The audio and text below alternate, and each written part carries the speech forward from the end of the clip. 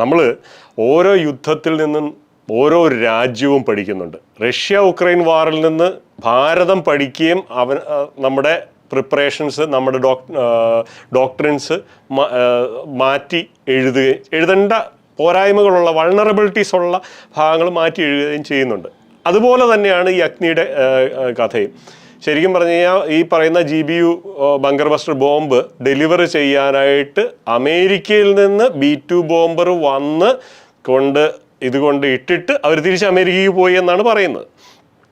അതിൻ്റെ ഇടയ്ക്ക് എത്ര റീഫ്യൂവലിംഗ് നടന്നു, എന്തുമാത്രം ചിലവുള്ള കാര്യമാണ്. നേരെ മറിച്ച് ഈ അഗ്നി 5 ബങ്കർ ബസ്റ്റർ ആക്കി കഴിഞ്ഞ് കഴിഞ്ഞാൽ ഹൈപ്പോത്തറ്റിക്കലി, എന്നിട്ട് നമ്മളിത് അമേരിക്കയ്ക്ക് വിൽക്കുക എന്ന് വിചാരിക്കുക. ഹൈപ്പോത്തറ്റിക്കലി ചുമ്മാ അമേരിക്കയ്ക്ക് ഈ ബോംബ് ഈ മിസൈൽ ഇറാനിലേക്ക് വിടുക, കൃത്യമായ 1 മീറ്റർ സ്ക്വയർ പ്രിസിഷനിൽ ഈ സാധനം പോയി വീഴും.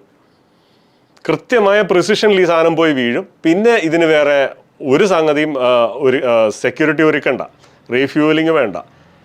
ഇത് അങ്ങനെയുള്ളൊരു പഠനമാണ് ശരിക്കും പറഞ്ഞാൽ. ഇത് നമ്മൾ ആ ഒരു അമേരിക്കയുടെ ഓപ്പറേഷനിൽ നിന്ന് കണ്ട് അതിൻ്റെ പോരായ്മ തിരിച്ചറിഞ്ഞ് അതിലും കുറച്ചുകൂടെ എഫക്റ്റീവായിട്ടുള്ള ഒരു രീതി നമ്മൾ ചെയ്യുകയാണ്.